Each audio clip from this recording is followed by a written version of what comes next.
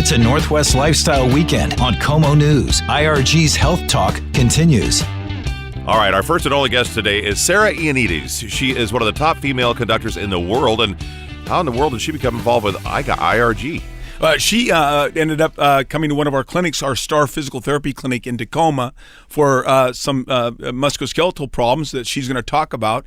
And she's been a great patient, and she's been compliant, and it has helped her in her job. Hey, Tom, as a conductor, if you've ever watched Sarah, she's active. She's very physical. She's moving around a lot. We're anxious to hear her story. Here are Sarah Ioannides and Shannon O'Kelly. Sarah, welcome. How are you doing today? Great. Thanks for having me here, Shannon. Well, thanks for coming in. Again, this is our second meeting in person. I had the fortune of hearing you speak at our all-company meeting down in our South Sound, Olympia area.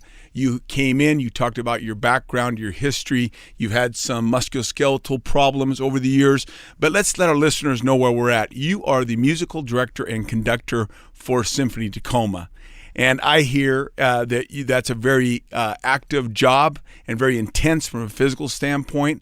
But take our listeners back in time. You were born in England, I believe. Actually, Australia, but grew up in England. That's right. So let's talk about your background and how we got to present day where you're working out, you're in physical therapy, you've had some physical therapy, and it's enhanced your ability to really do your job. And I thought it was a fascinating story, and you told it so well. I want to have our listeners hear what you're all about. Well, thank you.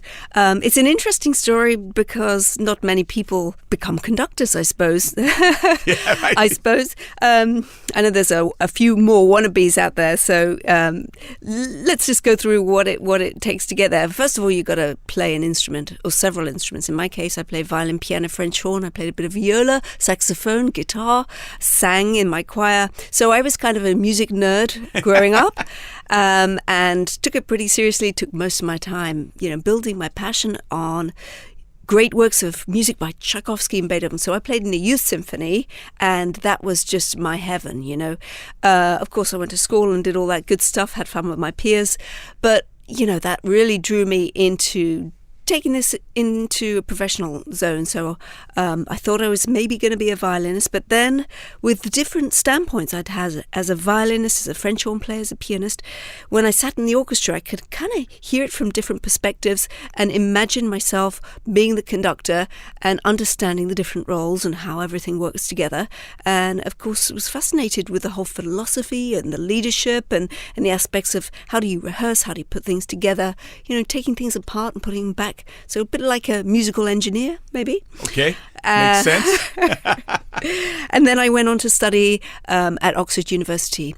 First of all, general music degree, but I was doing most of my time conducting and not studying. But anyway, I got through Oxford. It was fantastic because I got to conduct opera and symphony. And from there, I decided I better put all of my focus on how to become a conductor, how to learn the art of conducting. And so a year or two in London doing that, and then I got a Fulbright scholarship to come to the Juilliard School of Music and Curtis Institute of Music. So I did 4 years there studying under one of the world's greatest teachers. He's passed away now, Otto Werner Müller.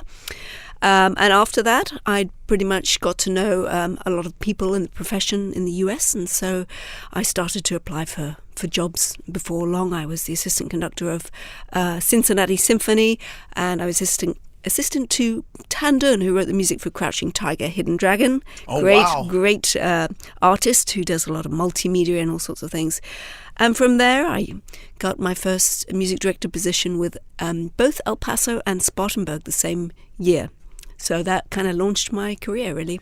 So tell our listeners, you were musically inclined as a youth from Australia, but moved to England. And in England, I think you stated and talked about in high school, you ran a little bit, maybe played some soccer, you were involved in some sports. So you've always been somewhat of an active person that had this intense interest in music. Yeah, the sports stuff was always really fun, but I really got hooked in the cross-country running field because you're out there in the woods. It's really fun. They've got different terrain to navigate. It's not boring. It's not like running on a treadmill. Also things like netball and hockey were a lot of fun. But I never really considered myself athletic or very sporty, but I enjoyed doing it and I put most of my time into the musical side. One thing I really loved was gymnastics, and that's when I had my first accident, was when my knee double-backed when I was doing some kind of flip across the bar, and ouch. More with Sarah Ioannides and Shannon O'Kelly as we continue right after this time out on Como. It's a Northwest Lifestyle Weekend on Como News. Here's Tom Hudler and Shannon O'Kelly with more IRG Health Talk. We get back to more of our interview with Sarah Ioannides, the music director of the Symphony of Tacoma, and Shannon O'Kelly. So, Sarah, we were talking, you talked about how you became interested in music. You also talked about interest in athletics, particularly probably in secondary school in England. And you talked about injuring your knee in gymnastics. But you also have a pretty interesting story with some injuries. And then you had started a family. You were traveling all over the country, all over the world. Mm-hmm. But tell our listeners, worldwide, how many female conductors are out there? Oh, that's a good question. There's a lot more now than there used to be. When I started conducting, Sian Edwards was like Marin Alsop, one of very few women at the top.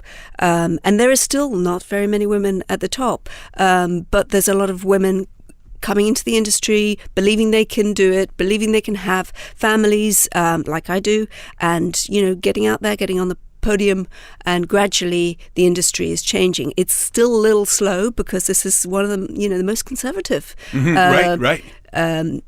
Culturally grounded in a lot of history there. So that's kind of all beginning to change. And so, I'm fortunate. I've been one of the women music directors since 2005 now. So I'm hoping as I continue on my profession, there'll just be a lot more equality, but we're kind of a long way away from that at the moment. So, well, congratulations. I know it's a very active job.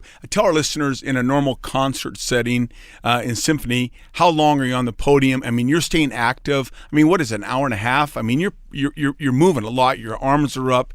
You're conducting. It's very physical. I don't think people appreciate how physical it is. That's right. And in fact, the physical therapist that I worked with, Alison Unterreiner, she came to my concert, and I'd invited her, say, you see what's going on with my legs and all this, but maybe you need to come and check out what I do on the podium. She said, great, love music, I'll be there.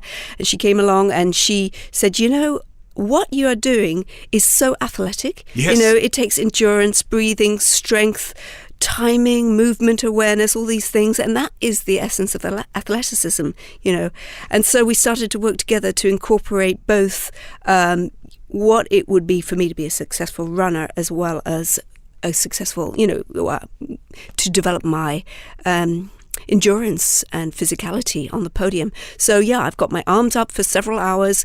Rehearsals last 2.5 hours with a short break, maybe 15 minutes. Sometimes we have 2 of those back to back. That's about 5 hours. Wow. And then, when you come to concert, you really, it's like running a race. You really just got to kind of go with that feeling. You need to pace yourself. You need to know exactly how to manage the peaks and valleys, because they're constantly changing in the music. The tempo's changing. You've got things that will take a huge amount of adrenaline, and yet you've got to then you switch gears and manage this real slow build up. Might be like going up a hill or something like that. So my arms are up the whole time. I need to have a good posture. I need to be able to swivel. I need to be able to jump if I want to jump. There's a lot of things we do on the podium. We're talking with Sarah Ioannides, music director of the Symphony of Tacoma. If you'd like information, by the way, symphonytacoma.org. She studied at the Guildhall School of Music, came to the U.S. as a Fulbright scholar, and Shannon, as you could tell, and you guys know better than I, having worked with her before when she was a patient at your clinic, just a incredibly talented woman.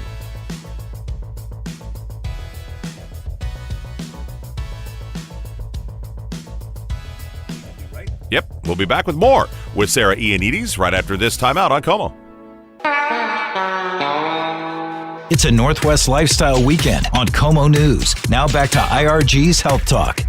We're talking with Sarah Ioannides, the music director at the Symphony of Tacoma. We continue that conversation now with Shannon O'Kelly and Sarah right here on Como. Sarah, again, I want to just thank you for taking time out. I know you are a busy person. You're very active. You're running. You're the musical director, conductor at Symphony Tacoma. You've got 3 children, if I remember right, very active.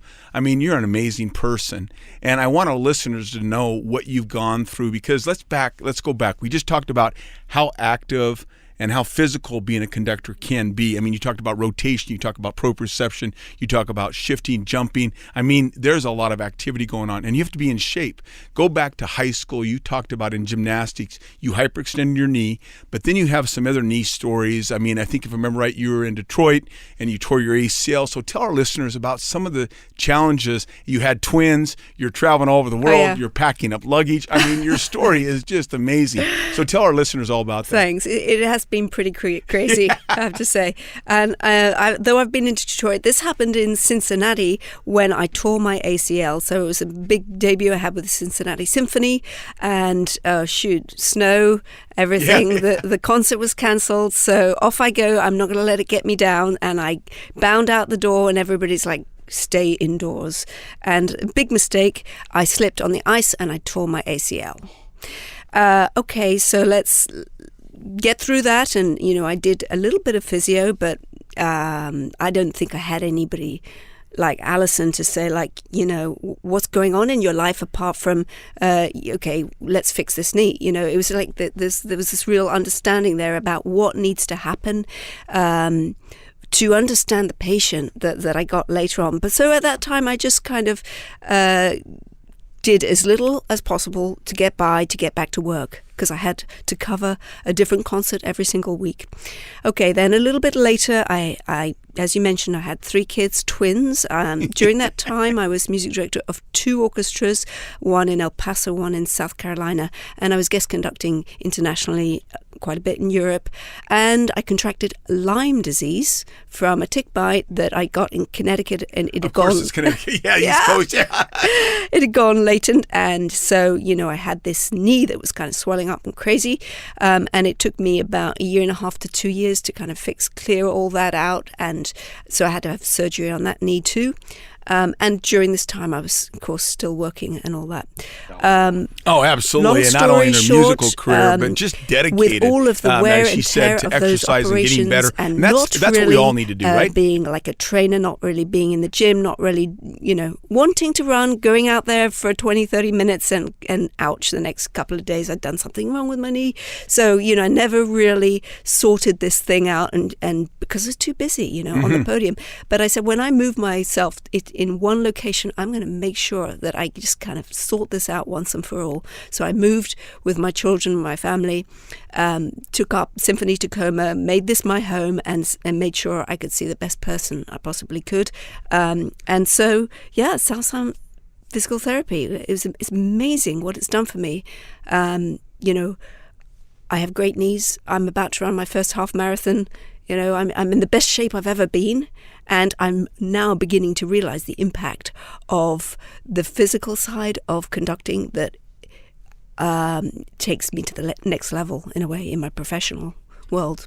Well, and having an ACL, and then so our listeners understand Lyme's disease. What Lyme's disease is basically caused inflammatory disease in your knees, the one knee, and then you had to have that debrided and looked at, and then you were busy raising children and traveling. So you finally found a home in Tacoma and said, I'm going to take care of this. And what you've seen, and I think what you mentioned with Allison, particularly from the physical therapist standpoint, did not just look at your knees or your musculoskeletal system, also said, Sarah, what do you want to do? Who are you? And what are you all about? And really looked at the whole body, both mind, spirit, and musculoskeletal systems, really. Yep, absolutely.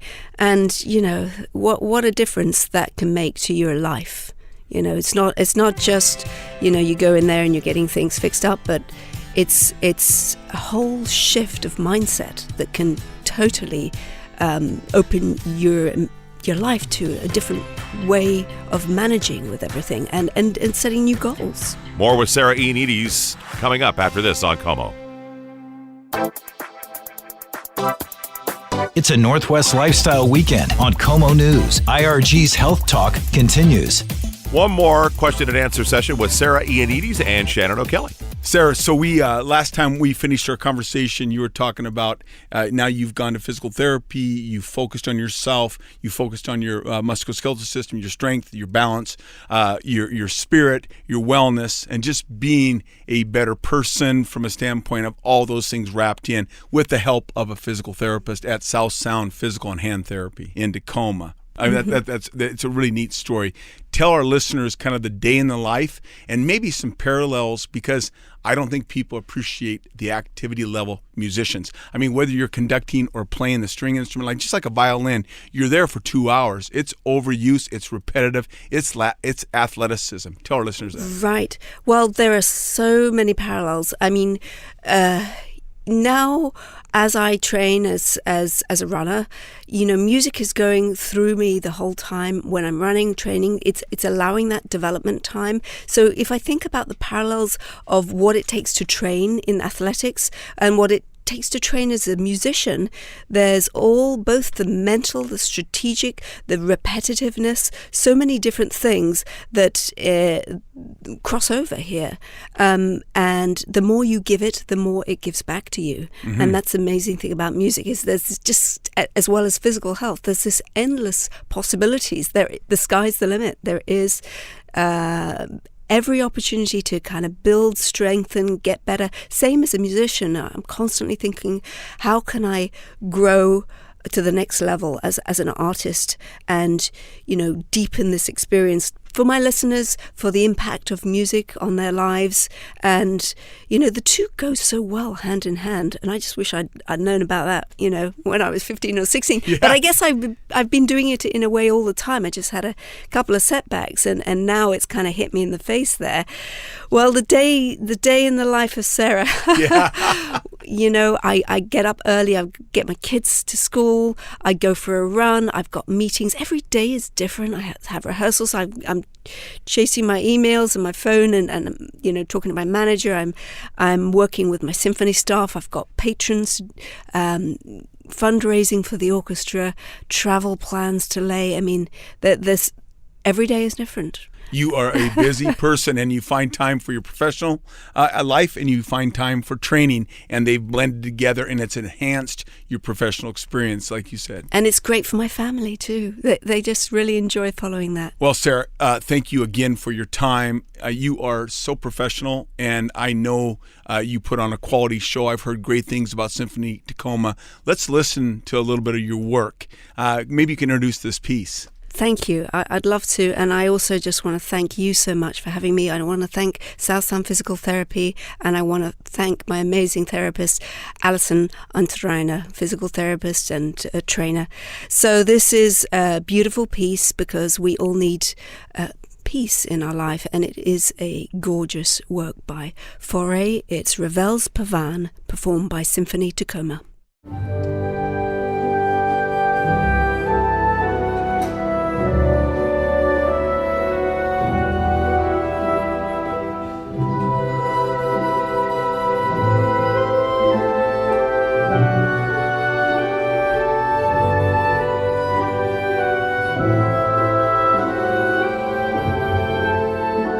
Oh, man, that's beautiful music. You can hear the music of Sarah Ioannides. She's got the Saxophone Fusion Show coming up Saturday, April 20th. Ode to Joy, Saturday, May 11th. And the Mini Maestros for kids. There are a series of those coming up as well. Get more information at symphonytacoma.org. Back with more after this on Como.